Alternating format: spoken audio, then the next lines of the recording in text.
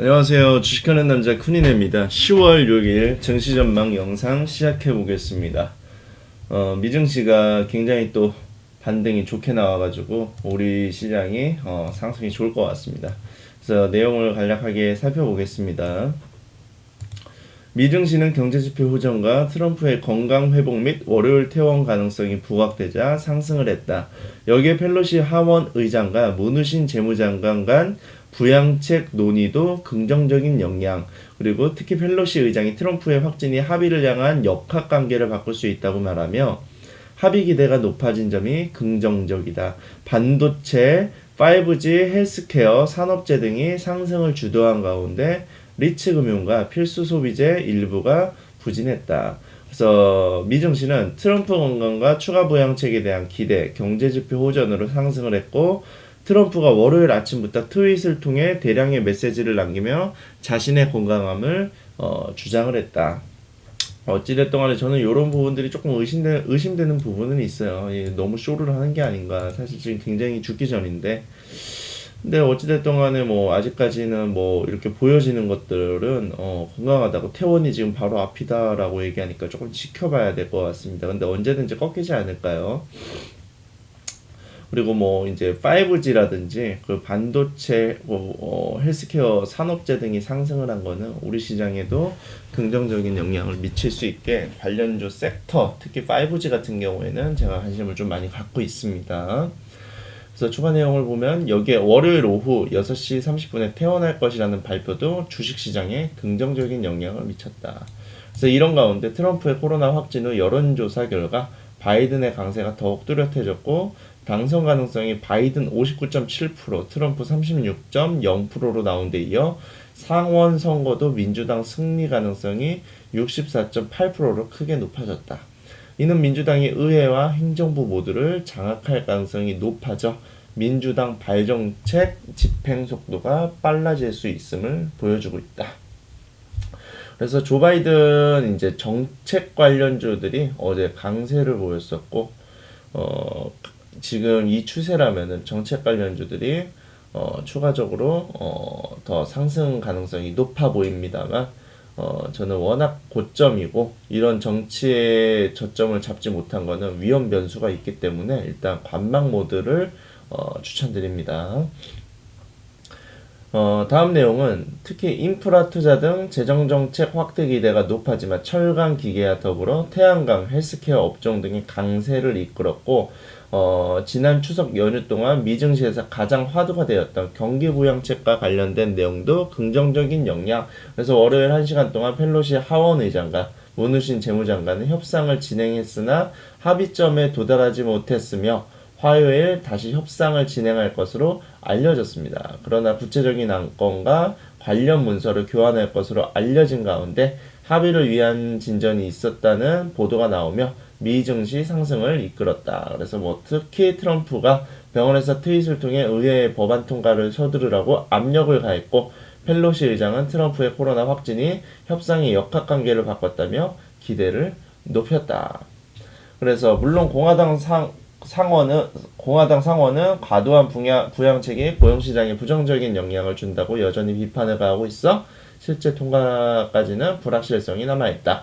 다만 주식시장은 부양책이 조만간 처리될 것이라는 기대를 반영하며 상승을 이끌었다.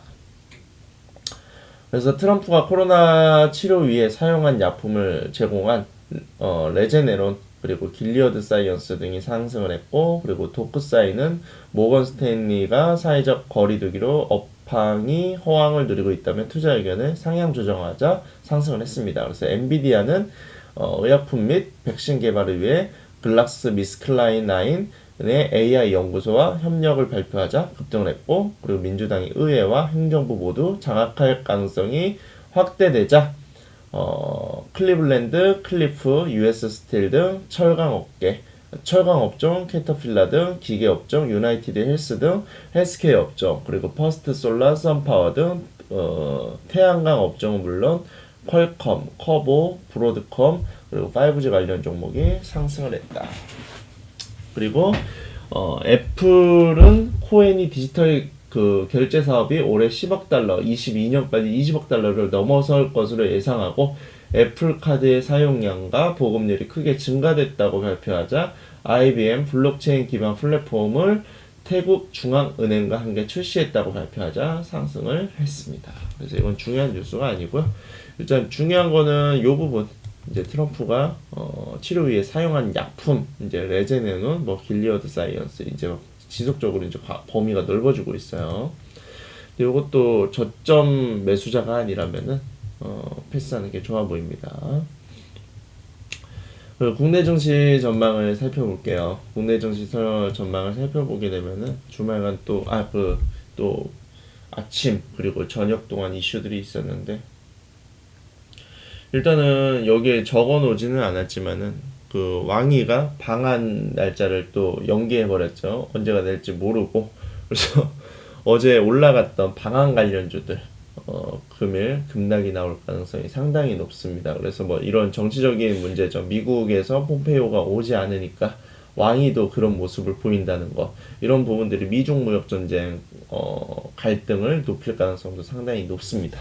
그래서 저는 일단은 당연히 그 왕위에 관련된 방한 관련주는 제가 투자 포인트에 관심 없었다고 미리 밝힌 점도 있었고, 실제로 이렇게 꼽힐 줄은 저도 예상은 못했으나 껄쩍지근해서 사실 들어가진 않았어요. 그래서 내용 이어가겠습니다. 전일 한국 증시는 트럼프 공관과 추가 부양책에 대한 기대가 높아지며 상승을 했고, 특히 외국인의 현 선물 매수에 기대해 상승폭이 컸다. 그래서 이런 가운데 미증시는 트럼프의 퇴원 소식과 함께 추가 부양책 협상에 대한 기대가 유입되며 상승을 했고, 특히 미 대선에서 바이든 승리 가능성이 높아진 데 힘입어 헬스케어, 신재생에너지라는 물론 적극적인 민주당발 재정정책 확대 기대 속 철강 기계 등 인프라 투자 관련 종목들이 상승을 이끌었다.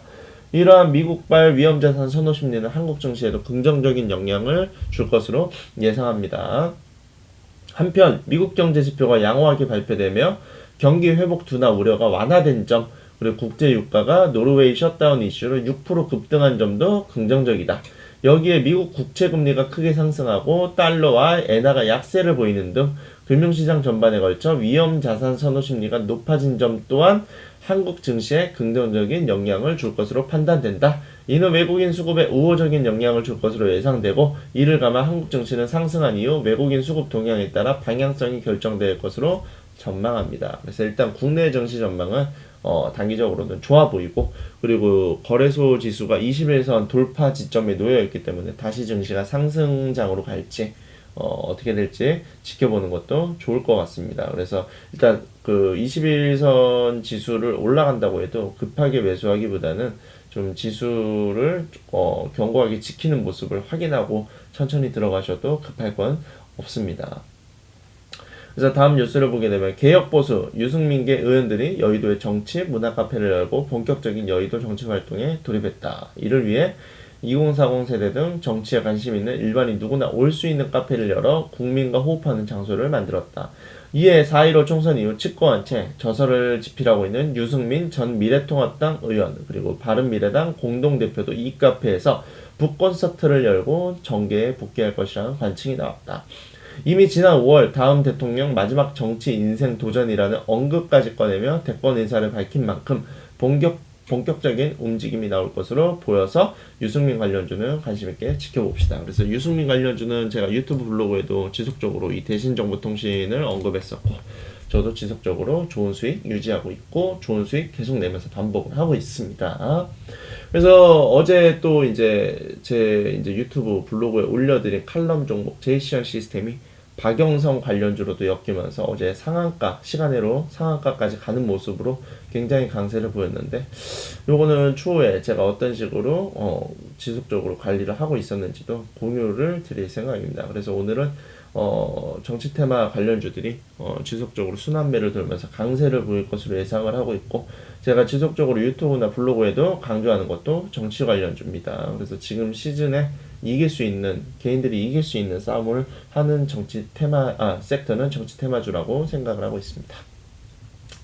그래서 다음 내용을 보면 일명 어린이 계질로 불리는 소아 청소년 다기관 염증 증후군의 국내 어린이 2명이 걸렸던 사실이 처음 확인됐다. 그래서 고열과 피부 발진 등이 한꺼번에 나타나고 심하면 장기 여러 곳에 손상이 와서 숨질 수도 있는 질병인데 코로나19와도 연관성이 있습니다. 그래서 다행히 국내 사례자들은 지금은 다 회복된 것으로 알려졌고, 하지만 이 질병은 발병 원인이 아직 정확히 규명되지 않은 점, 그리고 미국과 유럽에서는 심각한 상황인 반면 아시아 쪽은 아직 국내를 제외한 보고 사례가 없다는 점이 주목해 봐야 되는 내용입니다. 그래서 이게 일단 감염이 되는 질병 이런 것들은 굉장히 강한 메가 이슈가 될 수밖에 없는 섹터기도 하고요.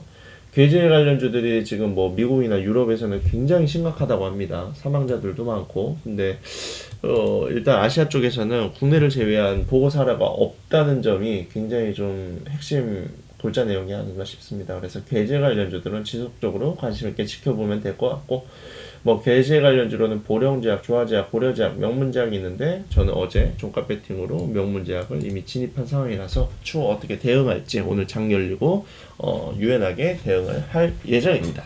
그래서 오늘 증시 준비한 자료는 여기까지고요. 증시가 또 즐겁게 흘러갈 것 같습니다. 그래서 준비하신 만큼, 공부하신 만큼 얻어가시는 오늘 장 되셨으면 좋겠습니다. 감사합니다.